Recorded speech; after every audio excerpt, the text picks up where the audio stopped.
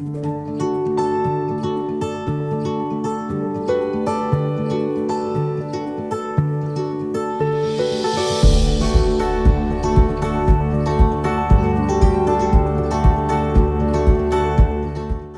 va passer de la puissance motrice du feu, une certaine question avec Carnot, à la fabrication additive avec Samuel Kenzari, qui va nous parler donc de l'élaboration additive de nouveaux matériaux, une source d'innovation technologique.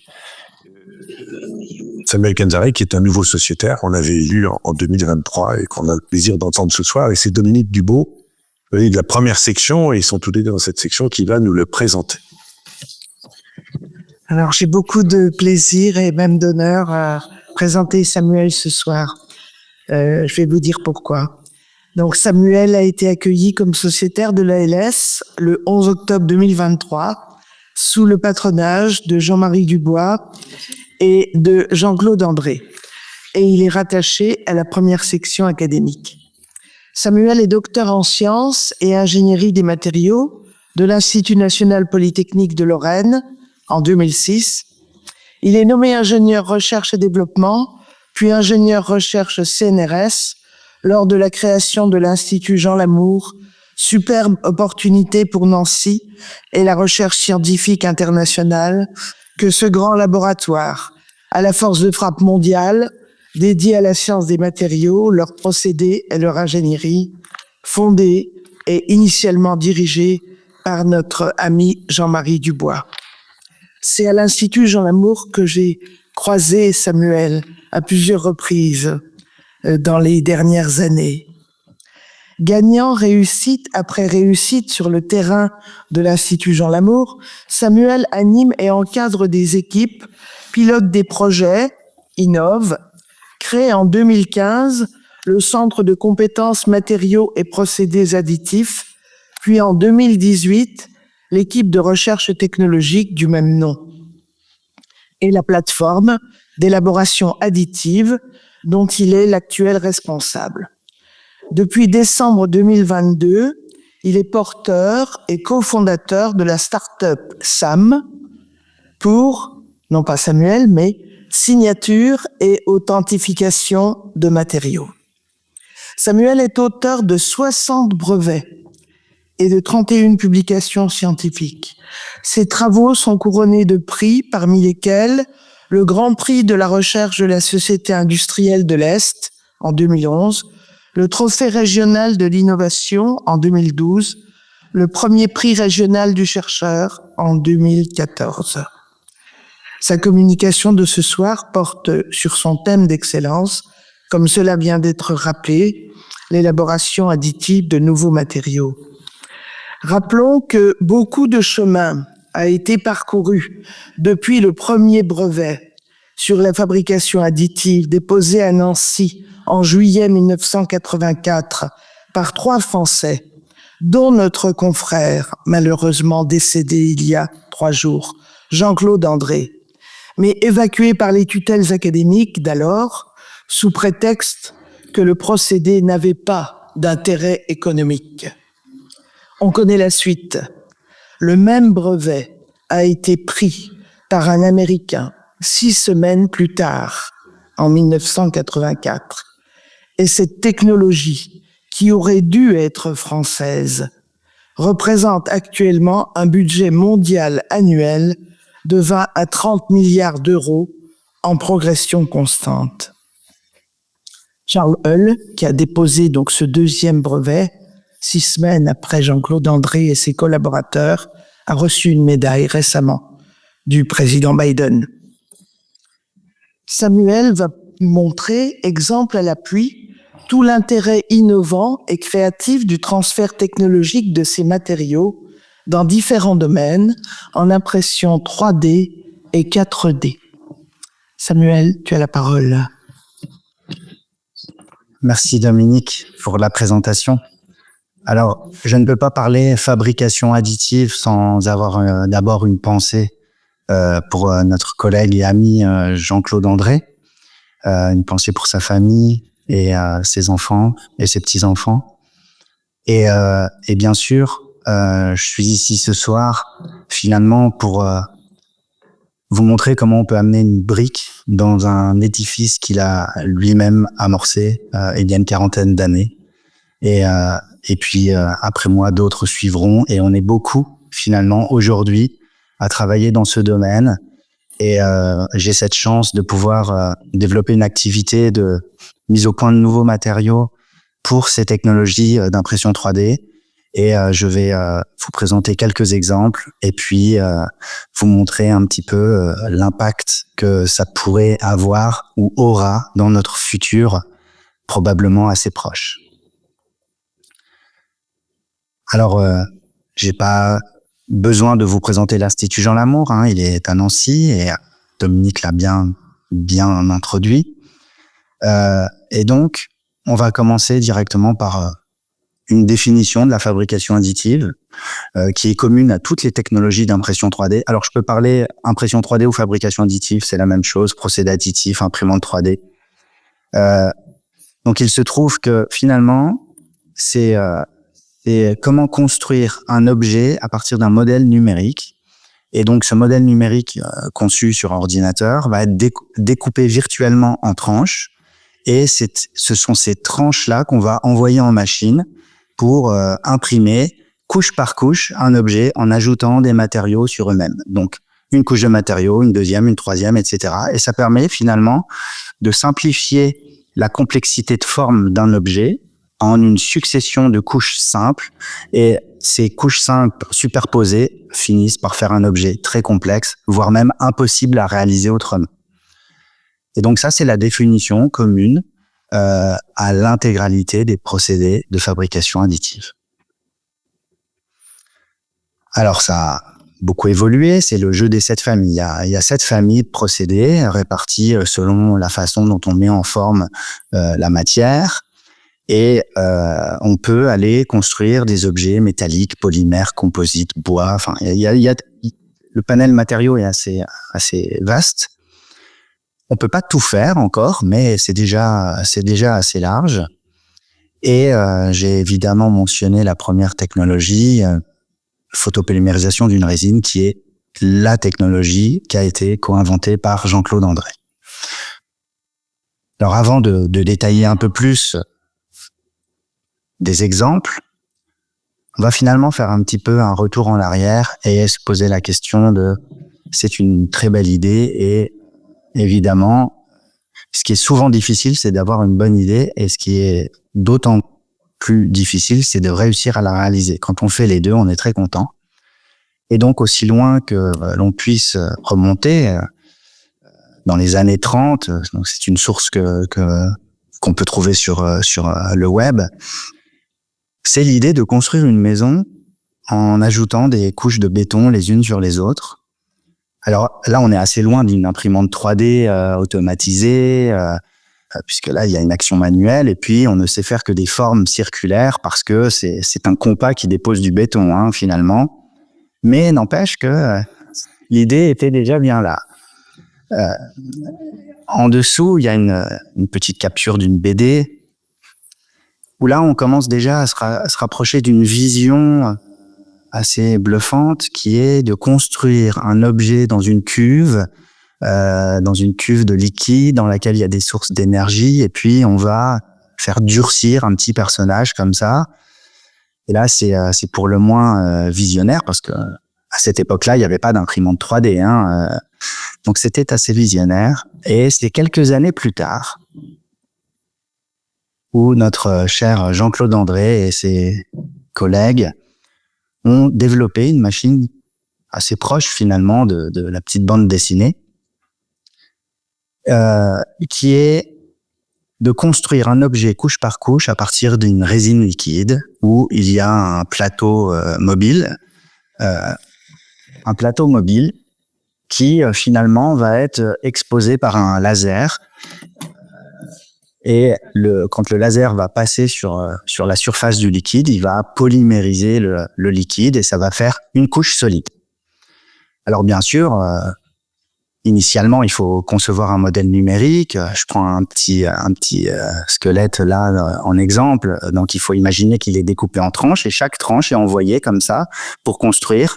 Et comme le plateau descend, on construit le modèle dans le liquide. Et il faut générer aussi l'impression de support autour parce que il faudrait pas qu'il y ait de la mobilité dans le liquide parce que sinon on n'arriverait pas à être assez précis. Donc c'est une technologie en soi qui est une innovation technologique parce que il faut imaginer au début des années 80, imaginer ne serait-ce qu'avoir cette idée-là, le faire et réussir à le faire avec les ordinateurs de l'époque, c'était vraiment pas évident. Donc bravo Jean-Claude. Malheureusement, 3 semaines plus tard, le 8 août 84, les Américains déposent presque le même brevet. Presque le même. Mauvaise coïncidence. C'est une faute à pas de chance. Empêche que ces 2 brevets existent et l'un ne pouvait pas savoir que l'autre existait, hein, puisqu'il y a toujours une période d'invisibilité quand on dépose des brevets. Et donc, pendant 1 an et demi, on ne peut pas savoir qui fait quoi. C'est ce qu'on appelle l'avance concurrentielle. Et donc, 3 semaines plus tard, n'empêche que ce brevet existe.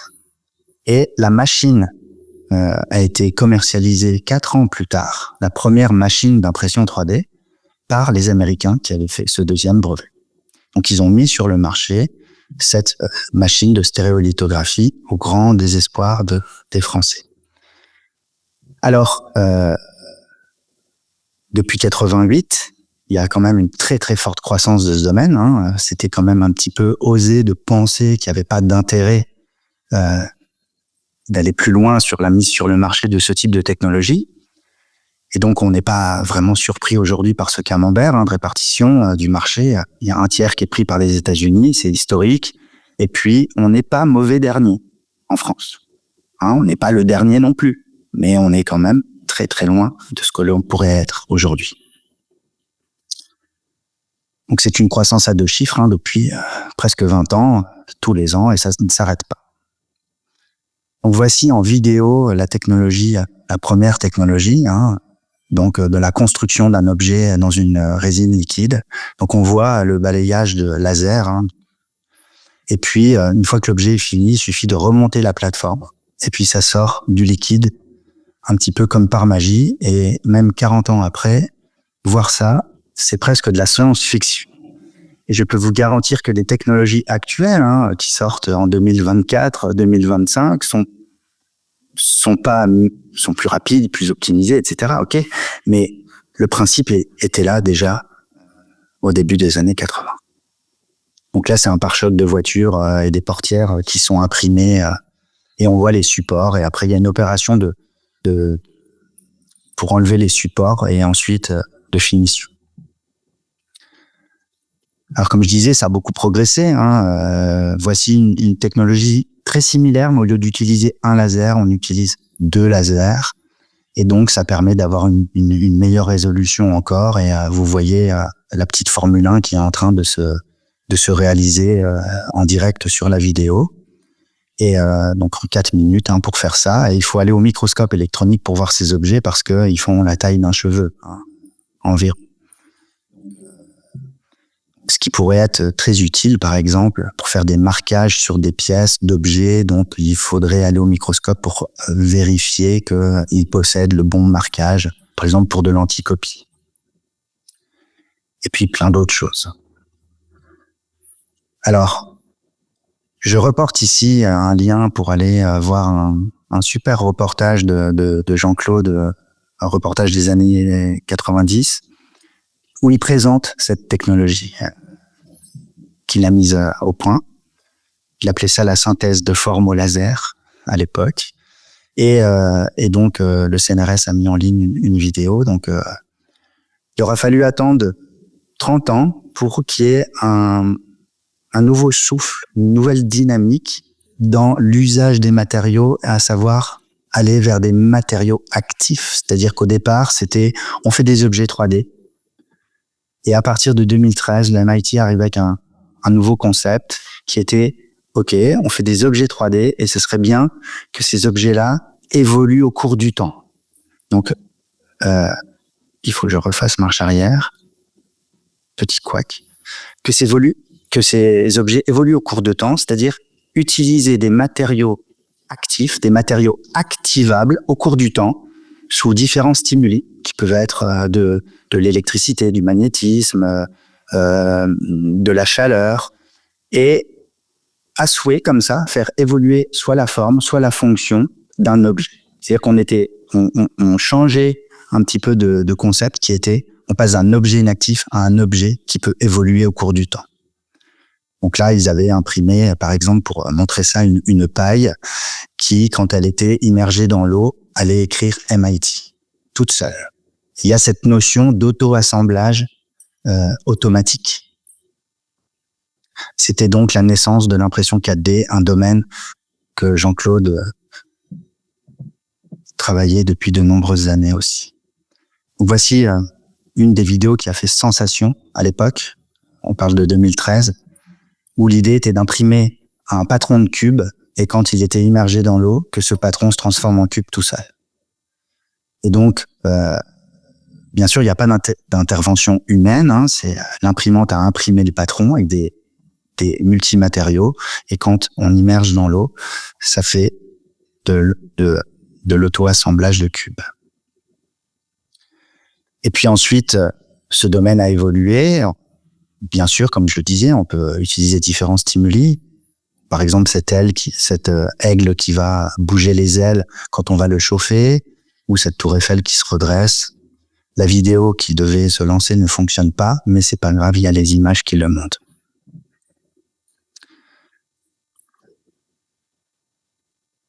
Alors, un autre procédé assez spectaculaire aussi.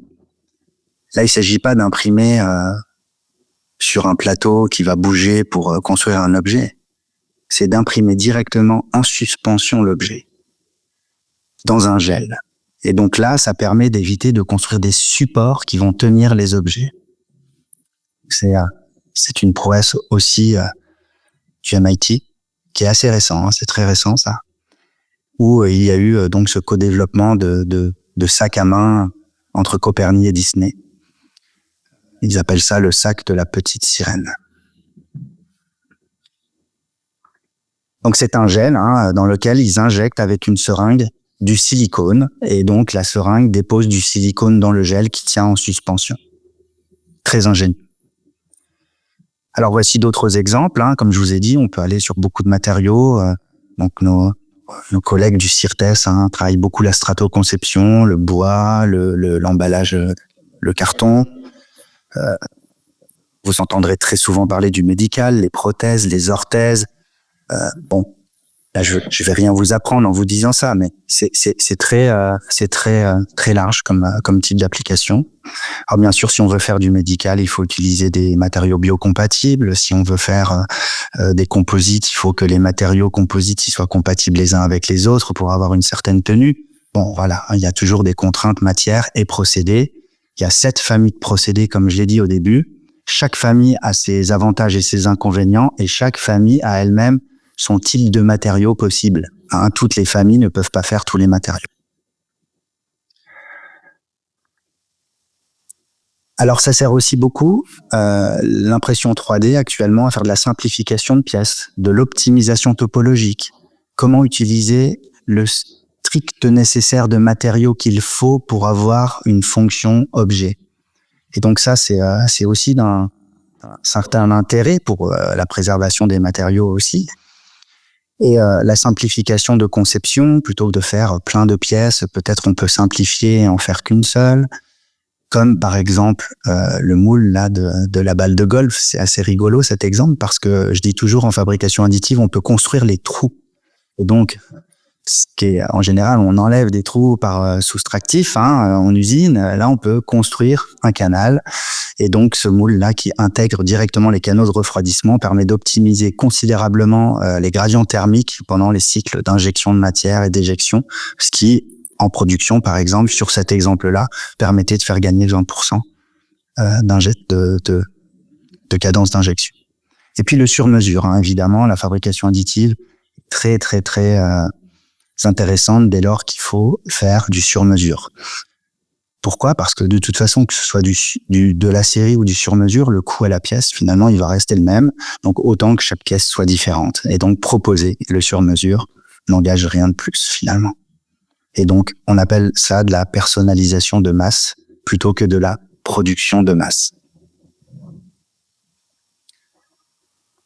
Alors, il y a des matériaux plus difficiles à faire, hein. La céramique, par exemple, je cite cet exemple de 3D Céram. Donc, 3D Céram, c'est une entreprise française qui est à Limoges. Eux, ils ont mis au point des technologies qui permettent donc de faire des pièces en céramique, mais de manière indirecte. Indirecte, pourquoi? Parce que on ne sait pas, en fait, faire directement de la céramique. On est obligé de partir de poudres qui sont mélangées avec des liants. Et ensuite, donc on fait une pièce verte, et cette pièce-là, on va lui faire subir un traitement thermique pour la délianter et densifier. Et donc la céramique a un intérêt plus que pour la joaillerie, hein, l'industrie, pour avoir des pièces qui tiennent à des hautes températures, et puis aussi, par exemple, si on utilise des matériaux biocompatibles comme de l'hydroxyapatite, on peut envisager d'aller sur des implants biocompatibles qui se rapprochent de l'os. Mais il y a une certaine fragilité, hein. La céramique, c'est pas non plus une pièce en métal. Et puis, en fait, on peut aussi faire d'autres types de matériaux, comme les matériaux alimentaires, hein. Donc, le chocolat, c'est très compliqué à faire, avoir une certaine brillance, des cycles thermiques particuliers. Alors, je dis pas que le chocolatier ne sera plus utile bientôt, loin de là. Mais en tout cas, sachez que de plus en plus de gens travaillent sur des projets où on crée des objets à base d'aliments. Donc le chocolat, c'est un petit clin d'œil pour la gourmandise. Et puis, le chocolat, le sucre. Le sucre, c'est quoi? C'est de la poudre. Donc si on sait lier des grains de poudre en 3D, on sait faire des objets fabuleux en sucre, en réalité. Et le sucre colle assez vite avec des sirops, de l'eau. Et donc, imaginez des têtes d'impression qui déposent du sirop coloré et empilé en 3D des couches de sucre qui collent les unes aux autres. Et ça peut faire des objets absolument magnifiques qui probablement sont bons aussi, hein. J'en ai vu, j'en ai touché, j'en ai pris dans les mains, mais j'ai pas osé les manger quand même.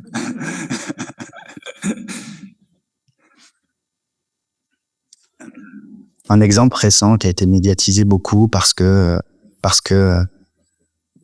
il y a eu pas mal de presse autour de cette entreprise française qui développe une imprimante qui fait de la pâtisserie. Et donc là, c'est un procédé pareil de liant de particules de biscuits qui permet de faire des créations. Et il y a quelques grands chefs en France qui sont en train de collaborer sur ce projet-là. Alors avant de mettre ces imprimantes pour faire à manger dans sa cuisine, il va falloir s'imprimer sa maison. Et puis, donc on s'imprime notre maison. Finalement, c'est une tête d'impression qui dépose du béton, couche par couche, hein. C'est un petit peu la vidéo d'introduction des années 30. Alors, la maison sort pas toute seule, hein. En réalité, c'est plus souvent des plaques qui sont préfabriquées, et puis ensuite, les plaques sont assemblées, mais ce qui fait gagner beaucoup, beaucoup de temps, en tout cas. Et puis en Chine, vous verrez des immeubles complets construits comme ça. Et puis pas qu'en Chine, hein. De toute façon, il y en a de plus en plus partout. Ça se démocratise parce que ça permet quand même une certaine liberté de forme à un moment donné, même si là, dans ces exemples-là, ça ressemble à du conventionnel. Et en France, la première maison imprimée en 3D, c'était à Nantes en 2017. Peut-être vous en avez entendu parler. Donc, c'est un petit robot qui dépose et qui fait ses formes en béton. Alors, tout ça est commercialisé, hein. Vous pouvez donc avoir envie de faire votre maison. On va vous livrer un container, puis après débrouillez-vous. Mais en réalité, voilà, hein, donc j'ai mis le lien. C'est une entreprise française qui fait ça. Et donc, ce sont des robots qui peuvent venir en 24 heures faire une petite maison. Donc cette vidéo illustre comment ça pourrait se passer, mais il y a plein d'autres exemples sur le web. Donc bien sûr, il faut que le robot prévoie sa sortie, sinon il s'enferme. Et là, ça pourrait être problématique. Et donc, Là, à l'époque, quand ils avaient publié cette vidéo, ils expliquaient que voilà, c'est une journée et une nuit, la maison est montée. Et ensuite, il reste à faire les boiseries, la toiture, et les vitres mise hors d'eau et mise hors d'air. Et pour le concept, c'est assez visuel et puis on comprend assez vite comment ça marche. Donc une centrale béton qui arrive. Et puis un bras robotisé. Et puis après, si on en a marre de la Terre, on ira faire la même chose dans l'espace. Donc ça, c'est des projets de l'ESA et la NASA qui, en fait, ont imaginé possible de construire directement des parois à base de régolithe. La régolithe, c'est la poussière lunaire, c'est une base fer. Et donc, finalement, faire fondre du fer dans un vide spatial, il n'y a pas trop d'oxygène, donc il n'y a pas de risque d'explosion et ça permet de pouvoir envisager à même le sol de construire des parois par frittage en se servant de l'énergie solaire aussi pour aller construire en 3D des murs à base de régolithe. Alors en bas, vous avez l'exemple prototype de la NASA. La taille, c'est un dé à coudre. Mais c'est fait avec de la vraie poussière lunaire. Et puis en haut, c'est l'exemple de l'ESA, où c'est pas de la matière qui est venue de la Lune, mais c'est de la régolithe de synthèse. Mais n'empêche que ils travaillent un petit peu là-dedans pour essayer aussi d'exploiter ce type de matériaux. Ensuite, voilà, on sort des maisons. Après, on va aller mettre sa moto et son vélo peut-être. Donc, ce que je montre à chaque fois, c'est les premiers exemples. Je trouve bien mieux aujourd'hui, mais c'est les premiers. 2014, premier cadre de vélo optimisé topologiquement en titane. Et vous voyez le plateau de fabrication, il contient tout le cadre. Et ensuite, c'est un assemblage comme un Lego. Et à droite, c'est le premier cadre de moto électrique, optimisé totalement topologiquement, et en alliage d'aluminium. Donc, c'était quand même une sacrée prouesse parce qu'il faut imaginer que c'est une grosse pièce. Donc, les notions de contraintes, de fissuration, etc., c'est très compliqué à faire de l'impression 3D d'aluminium. Tous les alliages ne fonctionnent pas. Et là, donc, ils avaient réussi ça. Et je le cite ici. Puis après, on pourra aussi imprimer ses roues, pourquoi pas. Sans chambre à air, avec du multimatériau pour imaginer l'adhérence sur la route et puis faire un système anti-crevaison par la même occasion. Donc leur voiture et leur concept, 2017, rouler, la voiture vous la trouvez en ligne, elle roule. Donc c'est assez récent finalement tout ça. Et puis on en parle souvent dans l'impression 3D, c'est le bioprinting. Là encore, Jean-Claude aimait parler de bio-impression 4D, puisqu'il s'agit de ça. C'est quand on imprime en 3D avec des cellules, il faut laisser le temps pour que les cellules puissent donner la fonction organe, par exemple. Et donc, c'est plutôt de la bio-impression 4D avec cette notion de laissons le temps faire les choses. Alors, c'est de la science-fiction. Là, on n'est pas capable aujourd'hui de se dire j'ai un problème de foie, je vais m'imprimer mon foie. J'ai un problème de cœur, je vais m'imprimer mon cœur. Non, là, c'est des images de synthèse, je vous rassure. Ça reste un petit peu de la science-fiction, et beaucoup d'équipes travaillent sur le vivant, les matériaux vivants. En France, il y a une entreprise qui commercialise des peaux imprimées en 3D, des tissus, des greffons. Donc c'est une entreprise qui est près de Bordeaux, Poetis. Et donc il travaille avec des membranes de bio-encre, et puis il y a une source d'énergie laser qui vient, par exemple là, dans cet exemple-là, expulser des petites gouttes de la membrane chargée en bio-encre, et puis ça permet d'avoir de la construction en couche, donc typiquement de la peau. Ça c'est vraiment un usage qu'ils font. Et donc, si ça vous intéresse, c'est pareil, ils ont un site très bien fait qui montre beaucoup de choses. Alors, il y a des publications, des fois, il faut s'accrocher. Et puis, tout simplement, sans parler de matière vivante, aider les gens, aider les personnes, ça sert aussi à ça. Donc l'impression 3D, c'est très simple de faire des orthèses. Donc l'orthèse, c'est la partie externe. Et donc, par exemple, il y a une fondation, il y a une branche française de cette fondation qui est initialement américaine, qui s'appelle Enable. Eh bien, donc c'est des enfants qui ont des malformations de mains, ils ont des petits doigts, et finalement faire une main qu'on peut articuler avec des petites cordes à l'intérieur, finalement comme une marionnette. Et ben tout de suite, ça leur permet de revoir la pince, prendre un vélo, des choses simples, mais en fait qui rendent heureux, tout simplement. Et surtout qui permet de former les parents à faire leurs propres mains, leurs propres orthèses quand les enfants grandissent, parce que ça grandit vite, et donc ça, je trouve ça bien suffisamment pour pouvoir le mentionner quand même. Et toujours dans le soin, premier médicament imprimé en 3D est autorisé à être mis sur le marché. Donc, alors c'est uniquement aux États-Unis, ma connaissance. En Europe, on n'a pas encore le droit de faire ça. Et donc, c'est un médicament imprimé en 3D. Et l'intérêt derrière, la finalité serait de pouvoir faire de la posologie sur mesure, de pas faire de gaspillage de principes actifs, d'architecturer pour laisser beaucoup de porosité, comme en l'occurrence ici. Et ça permet d'avoir des dispersions extrêmement rapides par rapport à un comprimé qui serait comprimé mécaniquement. Et donc, dès qu'on peut libérer très vite un principe actif, il agira d'autant plus vite. Je pense que j'ai encore du temps. Je vais passer par vous présenter quelques exemples issus du laboratoire, en collaboration avec d'autres laboratoires, bien sûr. Et où je vais vous montrer un exemple d'impression 3D, un exemple d'impression 4D, et puis un exemple un petit peu 3D augmenté, on va appeler ça comme ça, ni 4D ni 3D, qui fait l'objet d'une actualité assez récente, puisque un produit issu de la start-up qu'on a fondée il y a pas longtemps, et dont Dominique parlait tout à l'heure.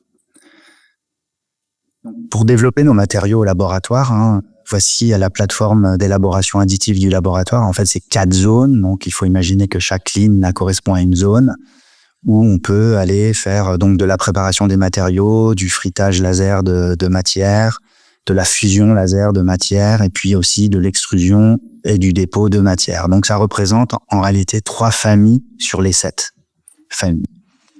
Mais ça permet d'aller sur des alliages métalliques, sur des composites polymères, et puis aussi des matériaux polymères et composites, et aussi des matériaux silicone.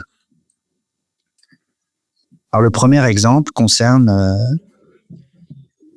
une étude qui est celle qui m'a fait découvrir la fabrication additive. Donc c'est la première étude que j'avais pris en charge à l'époque. Donc là on parle de 2007.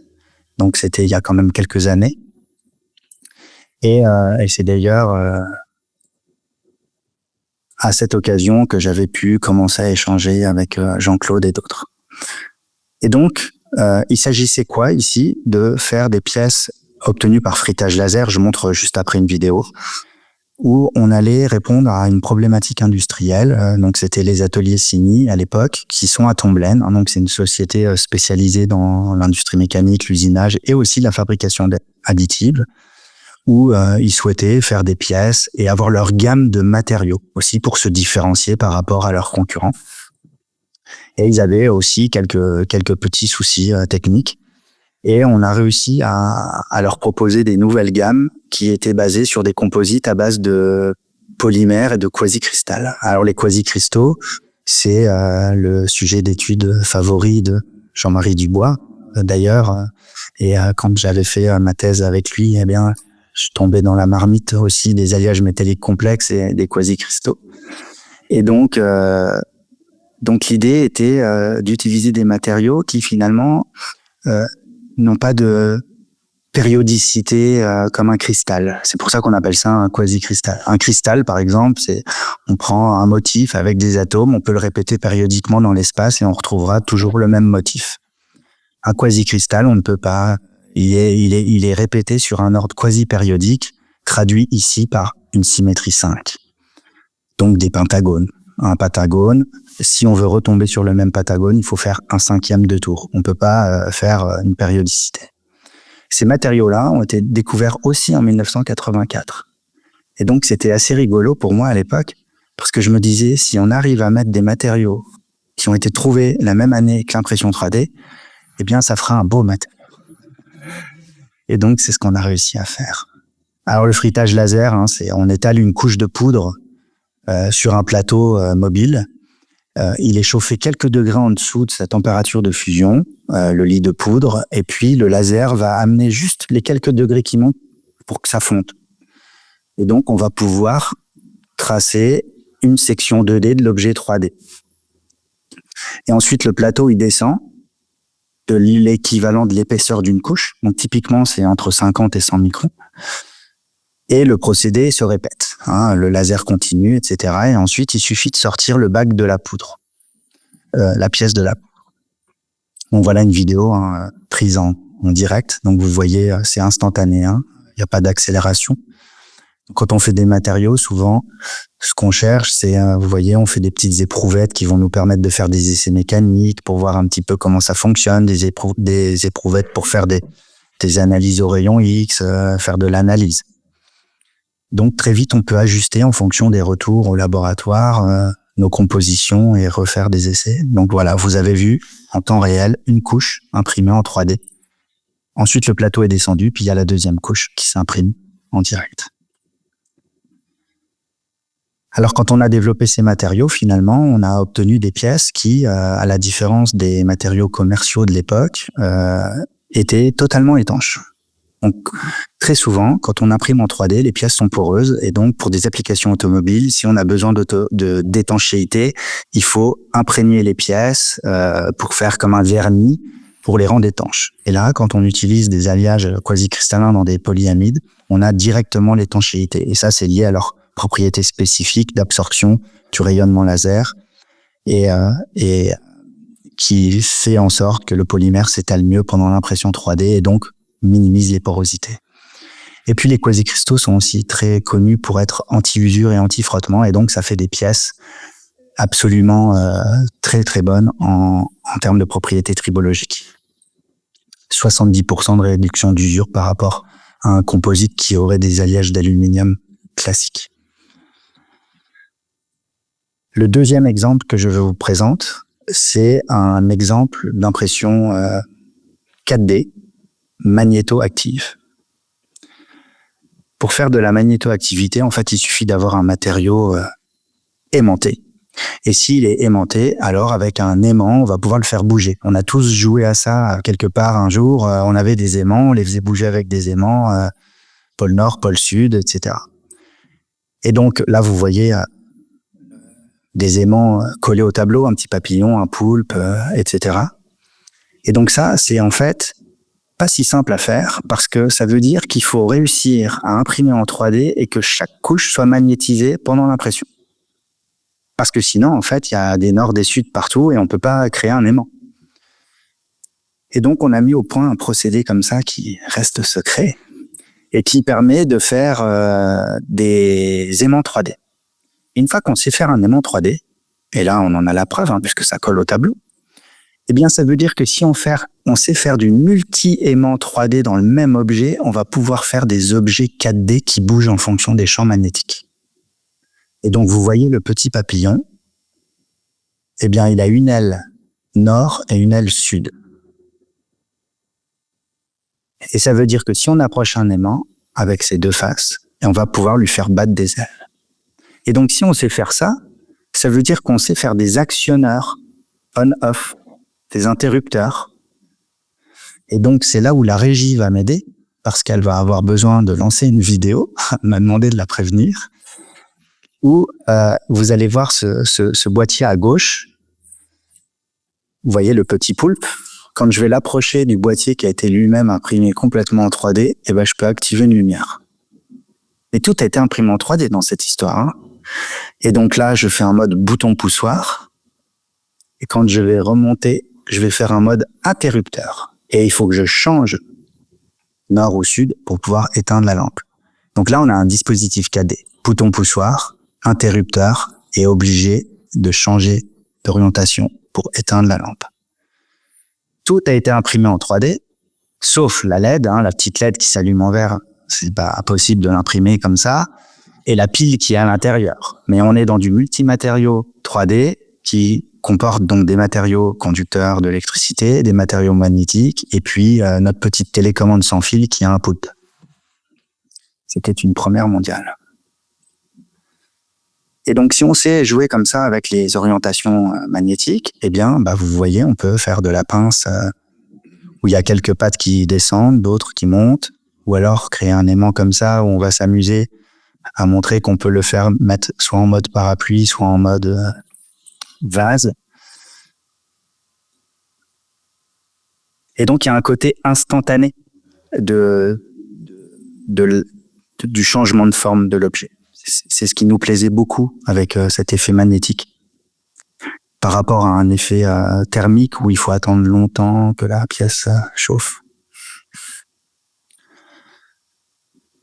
Et puis après, évidemment, on a voulu pousser un peu plus. Et là, vous voyez des silicones, le dépôt de silicone magnétoactif. Et donc, vous allez voir ce petit cube là. Je vais lancer la vidéo. Je le maintiens pour pas qu'il parte tout seul. Et quand on applique un champ magnétique, on peut le faire bouger un petit peu comme une membrane. C'est très, très compliqué, en fait, de réussir à faire du silicone magnétique. Et le dernier exemple concerne donc des travaux sur des matériaux anti-contrefaçon. Vous savez bien que si on a une imprimante 3D, il suffit d'appuyer sur impression pour répliquer les objets. Et donc, l'idée au départ, c'était de créer des matériaux qu'on pouvait pas répliquer en 3D. Et donc on a beaucoup avancé et nos résultats ont conduit à créer une start-up. Donc, on valorise ces travaux sous forme de start-up. Et il s'agit de quoi, en fait? Il s'agit de créer des objets en 3D qui portent à la fois de multiples signatures, donc des signatures cristallographiques. Donc ça, c'est le côté anti-contrefaçon, savoir authentifier la matière. Et puis aussi des signatures architecturales particulières à l'intérieur de l'objet. Et je montre ici un exemple de ce qu'on appelle un token. Donc un token, c'est quoi? C'est un jeton hautement sécurisé. En général, on parle de tokens dans le milieu digital, mais là, on en parle dans le milieu physique. Et ces tokens, en fait, contiennent un millefeuille de sécurité, dont plusieurs signatures, donc cristallographiques, résistives et géométriques. Et à chaque fois qu'un token est imprimé, il est imprimé de manière aléatoire. Et donc, ça veut dire que chaque pièce porte en elle une signature unique. Et ça va plus loin que être simplement unique. On appelle ça l'unicité. C'est-à-dire que chez l'homme, par exemple, il y a l'ADN. L'ADN, les jumeaux monozygotes, par exemple, ils ont presque les mêmes ADN. Donc, ce serait très difficile de les séparer. En tout cas, sinon, on essaie de les séparer. Il vaut mieux aller regarder l'iris ou l'empreinte digitale. Et ça, c'est l'unicité. Et donc, on a atteint l'unicité de protection. Et donc, on appelle ça pour imprimer, en fait, un matériau codant. On appelle ça un matériau codant. Pourquoi? Parce qu'on arrive à encoder à l'intérieur de la matière elle-même de la donnée, sans base de données. Vous allez voir après une vidéo. Et donc, on code la donnée. On code un numéro de série, par exemple, de pièce, en propriétaire, le nom d'un propriétaire, ou que sais-je. Et puis, on va utiliser ce matériau. On va imprimer en 3D la carte d'identité, le passeport, ce token, ce fameux token, ou ce certificat d'authenticité, on peut l'appeler comme on veut. Et ensuite, on va pouvoir le décoder en sondant les propriétés intrinsèques de la matière. Et c'est le décodage des propriétés intrinsèques de la matière qui va permettre de décrypter la donnée encodée dans la matière elle-même. Et donc, le matériau est lui-même la clé. Alors, comment ça marche? Vous allez voir la vidéo. Il y a une application développée spécifique. Et là, juste pour le fun, on va encoder Hello. Hello. H-E-L-L-O. Et puis, on va encoder aussi, en message de surface, un vent léger souffle sur Nancy. parce qu'on est à Nancy. Et voilà quelques minutes plus tard, imprimés les deux tokens. Alors le premier à gauche, c'est l'original, et le deuxième, c'est son réplica. C'est le doublon. Et bien sûr, si on est capable de faire un doublon, il y a un souci. Et donc quand on va sonder la matière, elle écrit Hello. Et l'autre, quand on va sonder son double, on va pas pouvoir décrypter la donnée à l'intérieur. Et donc c'est absolument génial parce que ça veut dire qu'on peut crypter de la donnée sans donnée. Et donc là, si on essaie de décoder le message surfacique, Hello, si on écrit bien Hello comme il est écrit au départ, alors on va pouvoir décoder le message de surface qui est un vent léger souffle sur Nancy. Et si on met n'importe quoi comme mot de passe, ça ne marchera pas, on ne pourra pas décrypter la donnée matière. C'est des concepts un petit peu qui sortent d'usage, du cas d'usage.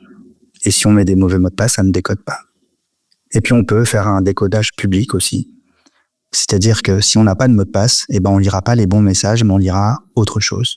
En l'occurrence, comme quoi que ça a été encrypté.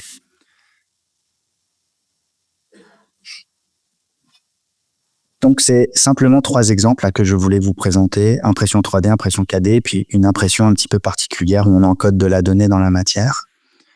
Et donc, pour conclure, j'ai essayé de simplement vous présenter le panel de la 3D sous un axe usage, application technologique, innovation. C'est assez abouti dans la 3D. Par contre, dans l'impression 4D, ça ouvre des perspectives, mais c'est plutôt lointain.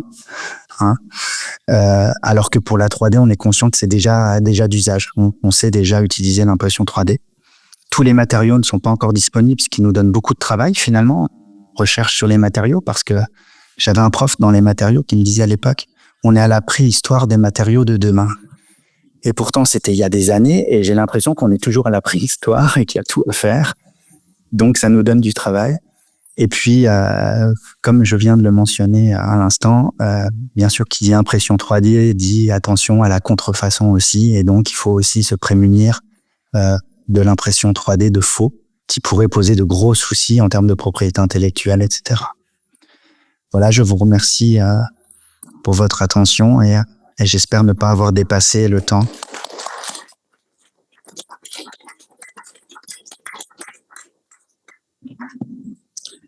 Merci beaucoup, Samuel. Les vidéos ont rendu ton exposé très dynamique et c'est très bien. Et merci à la régie. Oui, merci à la régie pour le passage de certaines vidéos qui ne seraient pas passées dans l'hémicycle seulement. Voilà. Est-ce qu'il y a des matériaux interdits, Samuel?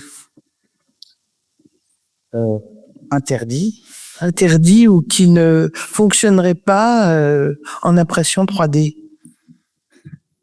J'ose pas dire ne fonctionnerait pas, puisque tous les jours, des choses que je pense ne pas pouvoir marcher fonctionnent.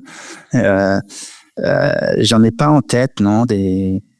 En fait, on peut pas tout faire. Par exemple, je citais l'exemple de l'aluminium tout à l'heure. C'est assez compliqué de faire de l'aluminium, mais on arrive quand même à faire de l'aluminium. Mais certaines nuances, il y a des nuances qu'on peut pas.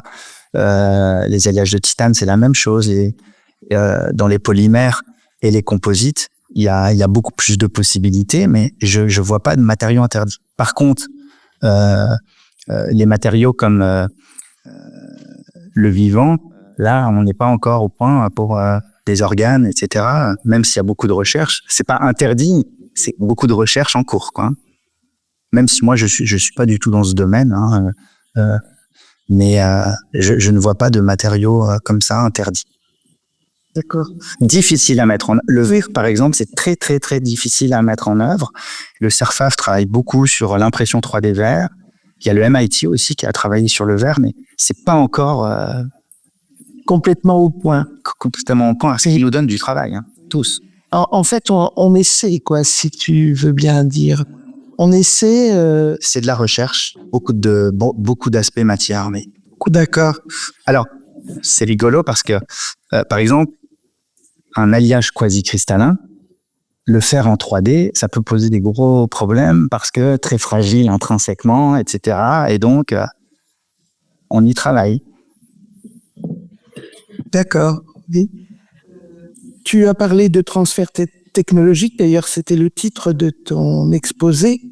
En termes d'innovation, tu as présenté beaucoup de possibilités, mais je crois qu'il faudra attendre dans une certaine mesure. Les procédés en question ne sont pas au point complètement en termes d'innovation technologique actuellement. Alors, il y a quand même beaucoup d'innovations qui sortent. Alors, sur l'aspect dispositifs créés grâce à ces technologies, et puis les technologies en tant que telles, c'est déjà des innovations technologiques, les procédés en eux-mêmes, et ils sont tous commercialisés. Et puis, je vous ai aussi montré qu'on avait pu transférer des matériaux dans l'industrie, et c'est aussi une innovation et un transfert technologique abouti. Mais oui, en général, c'est du temps long, mais qui est quand même raccourci. Ce que j'aime, moi, quand on développe dans l'équipe des nouvelles solutions technologiques, c'est qu'on utilise des procédés qui sont eux-mêmes utilisés par les industriels. Et donc, quand on arrive à mettre au point des matériaux qui sortent du lot, eh bien, c'est assez simple de discuter avec un industriel et lui dire, on utilise des machines qui sont presque les vôtres, et donc, essayons, ça va plus vite, et donc, c'est comme ça qu'on a réussi à faire du transfert abouti chez des industriels comme ceux des ateliers Cini. Et on avait même aussi transféré les matériaux magnétiques pour commercialiser une machine pour faire des aimants 3D.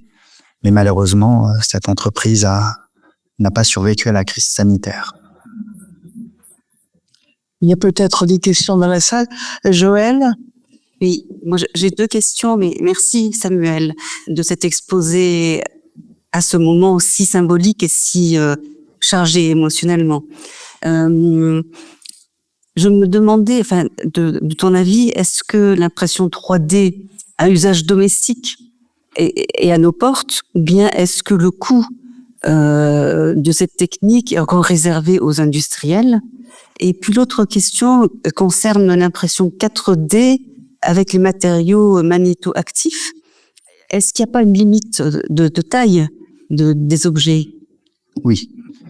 Donc, pour revenir sur la première question, l'impression 3D domestique, finalement, elle existe un petit peu sur les technologies qu'on appelle des pots de filaments fondus, des pots de matière fondue. Parce qu'en réalité, les imprimantes à fil, ça ressemble très fortement à un pistolet à colle automatisé. Donc, ça se trouve. Par contre, ce qu'il faut faire attention, c'est quand même aux notions de sécurité. Il y a des émissions de vapeur, des nanoparticules, et donc, moi je dis toujours, c'est vrai que c'est tentant de s'acheter une petite imprimante, mais il faut l'encloisonner, mettre des filtres, et puis une aspiration, une bonne aération, et pourquoi pas. Donc pour la partie polymère, éventuellement. Par contre, pour la partie métallique, fusion de métal, là, je pense que on est très très loin d'avoir des petites machines qui vont dans son garage. Par contre, pour faire des biscuits en chocolat, oui. La deuxième question, c'est les matériaux magnétoactifs. Alors, j'avais oublié de préciser, ce que j'ai montré, ce sont des plasto-aimants. Donc, ce sont des particules magnétiques orientées dans une matrice polymère. Donc, on est déjà beaucoup limité par le fait qu'il y ait du plastique tout autour. Et puis, on est encore... Alors, dans les exemples que j'ai montrés, on est limité parce que c'est des petits objets et nous, au laboratoire, de toute façon, on ne sait faire que ça. Donc, on n'est même pas capable d'essayer de faire une pièce de 30 cm de haut, par exemple. Mais on aurait des problèmes, de toute façon, parce que c'est assez compliqué de magnétiser in situ. Disons qu'il faut développer des technologies assez complexes où on magnétiserait à la volée à chaque dépôt. Et là, c'est des technologies qu'on n'a pas. Donc, la façon dont nous, on a procédé à magnétiser sur un volume, nous limitait forcément à des épaisseurs de l'ordre de quelques dizaines de millimètres. Ce qui était déjà bien pour les preuves de concept.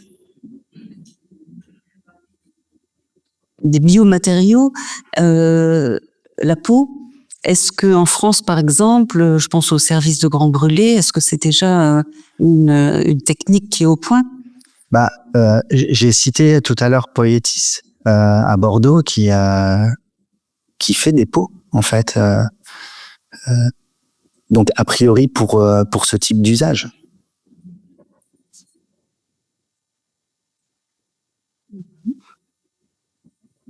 Jean-Luc Rigon. Et vous nous avez parlé de la préhistoire de demain.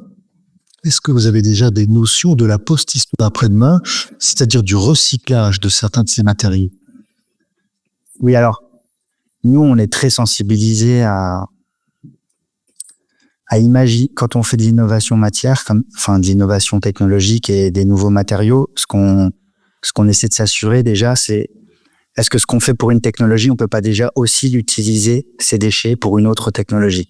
Alors, quand on utilise des bases polymères, thermoplastiques, déjà, ça aide, parce que ça veut dire que les déchets, on peut envisager de les refondre et de les remettre avec d'autres matières. Par exemple, on développe beaucoup de gammes à base de poudre, mais ces poudres, si elles sont à base de matière thermoplastique, alors derrière, on va pouvoir les extruder et faire du filament pour les technologies à fil. Donc les déchets de lin peuvent nous servir et donc ça nous permet de faire des doubles innovations quelque part matière dans les technologies additives. Et puis même pour l'usager final, ces déchets, il ne faut pas qu'ils les mettent à la poubelle. Si c'est des bases thermoplastiques, il faut qu'il y ait tout un mécanisme de collecte. Nous, on est en train d'imaginer ça très très fortement sur les mémoires que je vous ai montrées, là, imprimées en 3D, où matière à très haute valeur ajoutée. Il faut absolument pas que ça parte à la poubelle, les déchets, et il faut pouvoir récupérer pour refaire de la matière codante, etc. Donc, systématiquement, nous, on intègre le fait de comment on l'utilise en deuxième vie, systématiquement, pour ces gammes-là. Et puis, pour les alliages métalliques, eh bien, les alliages métalliques, ça se refond aussi. Parce que c'est souvent ces deux mondes-là, les alliages métalliques, les polymères, c'est très, très utilisé en impression 3D. Et donc, les polymères, nous, on attache une grande importance à ça. Parce que c'est 80% de l'usage aujourd'hui de l'impression 3D, c'est des polymères. Mais la plupart recyclables en partie, voire en très grande partie.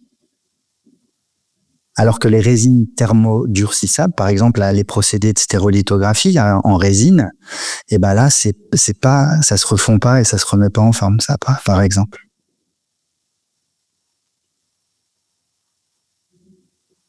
Jean-Pierre Jolas. C'est un peu curiosité. Quel est le plus petit objet qu'on peut faire avec ça? Alors, je crois que c'est celui que il y a un slide où j'ai montré à ça. C'était 1 micron à la résolution. Parce qu'il faut que la machine déjà le construise. Donc là. Mais 1 micron, c'est déjà pas mal. En impression classique, métallique, par exemple, il y a eu des études de fait où ils font des engrenages qui tiennent dans une tête d'allumette. Des engrenages en métal. C'est déjà pas mal. C'est pas mal. Gérard Bonhomme. Alors, merci, c'est passionnant. Et moi, j'ai une question sur des matériaux qui sont peut-être encore difficiles à mettre en œuvre et qui sont les carbures de silicium, par exemple. Parce que il y a des projets il y a des startups qui portent des projets de construction de réacteurs, de petits réacteurs de 4e génération, et dont les cuves, pour des raisons qui sont très séduisantes, seraient réalisées en carbure de silicium par fabrication additive, donc par impression 3D. Donc je voulais savoir quels étaient est-ce qu'on est encore loin de la maturité industrielle pour imaginer utiliser ces procédés?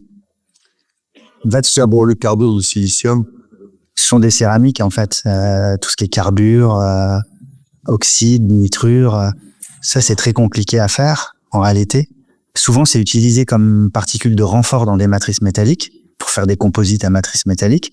Mais des pièces en tant que telles, Je sais qu'il y a quand même des équipes qui travaillent sur essayer de faire de la fusion. En fait, c'est pas le tout d'essayer que ça colle. Il faut que ça tienne. Et donc, faire de la fusion partielle pour agglomérer des particules, donc nécessiter par exemple des puissances énergétiques très fortes ou des densités d'énergie extrêmement élevées pour faire quelque chose.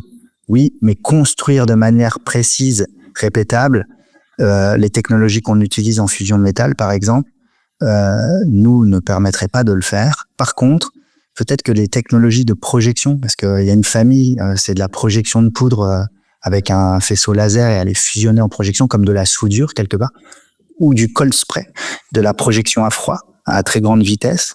Mais en général, il y a des liants. Alors moi, je suis pas spécialiste du tout de ces technologies-là, mais souvent les gens explorent quand on peut pas faire fondre, alors on essaie de projeter.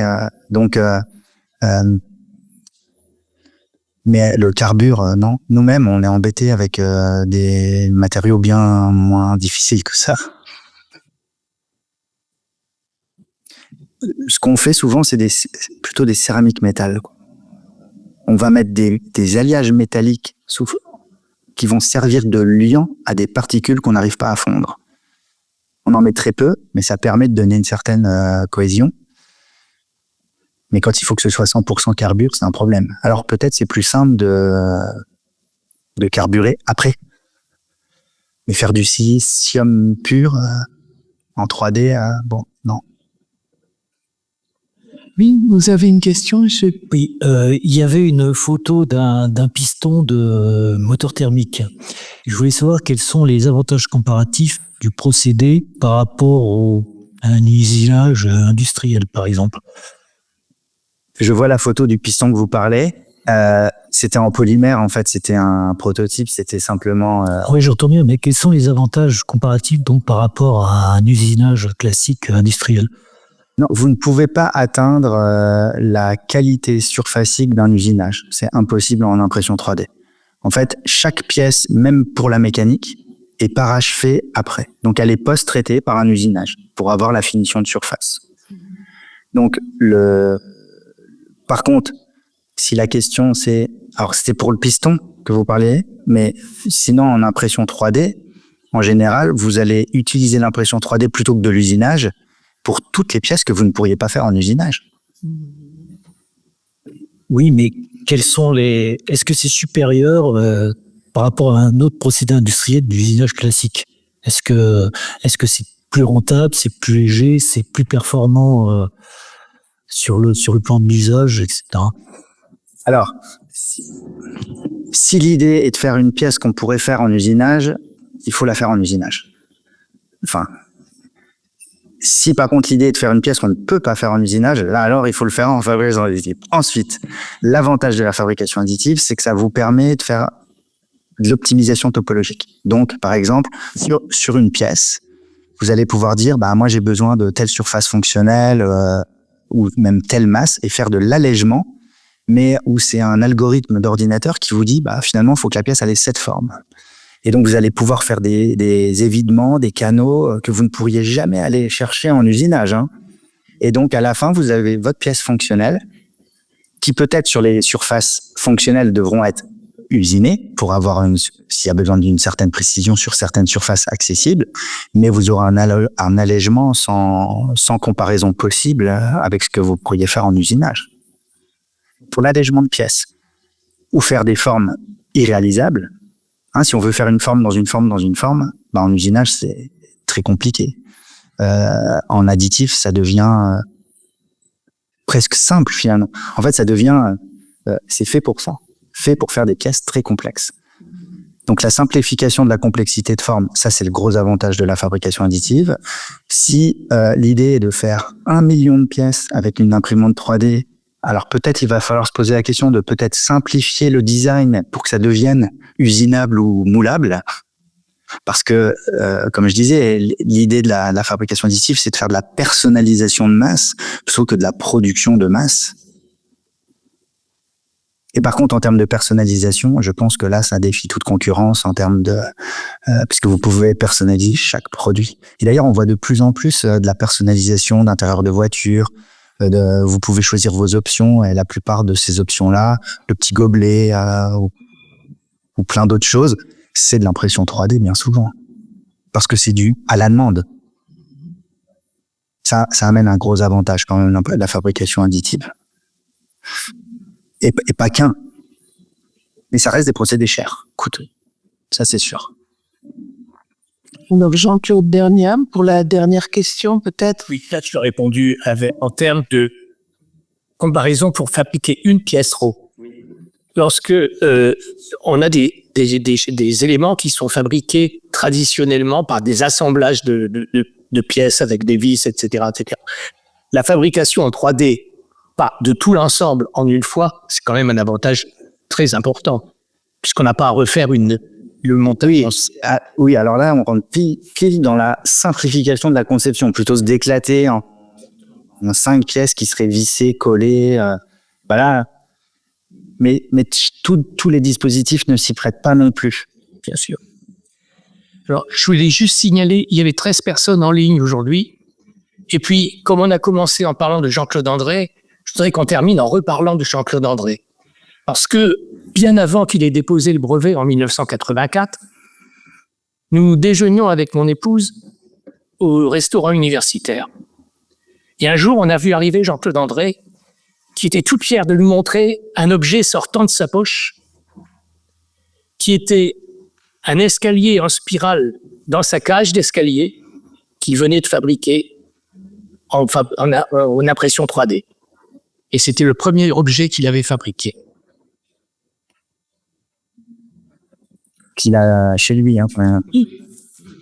Il nous l'a remontré plus tard.